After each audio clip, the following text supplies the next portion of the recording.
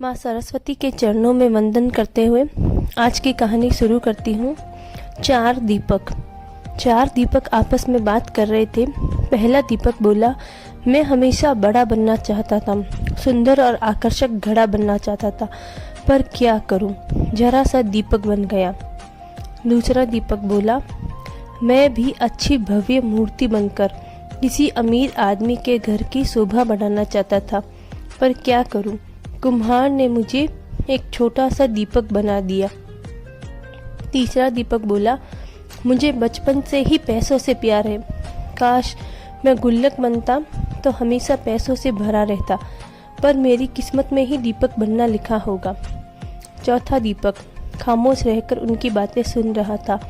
अपनी अपनी प्रतिक्रिया देने के बाद तीनों दीपों ने चौथे दीपक से भी अपनी ज़िंदगी के बारे में कुछ कहने को कहा।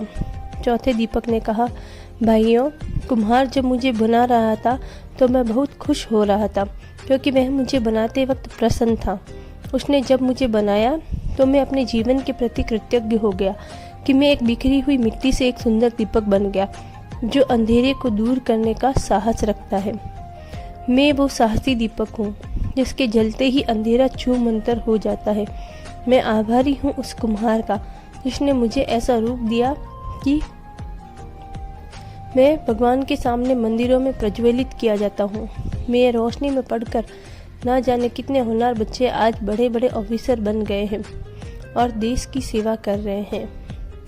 मेरा प्रकाश सिर्फ अंधेरे को ही दूर नहीं करता, बल्कि एक नई उम्मीद और नई ऊर्जा का संचार करता है। चौथे दीपक की बात सुनकर अन्य तीनों दीपक को भी अपने जीवन का महत्व समझ में आ गया। दोस्तों, अक्सर हम इंसान जो मिलता है या जो हम हैं उससे संतुष्ट नहीं होते हैं और उन तीनों दीपकों की तरह अपने कुम्हार यानी ईश्वर से शिकायत करते रहते हैं। लेकिन अगर हम ध्यान से देखें तो हमारा जीवन अपने आप में बहुत महत्वपूर्ण है और हम जो हैं उसी रूप में इस जीवन को सार्थक बना सकते हैं। इसलिए चौथे दीपक की तरह हमें भी जो है उसमें संतुष्ट होकर अपना सर्वश्रेष्ठ जीवन जीने का प्रयास करना चाहिए। Thank you. जय श्री कृष्णा। अगर आपको ये कहानी अच्छी लगी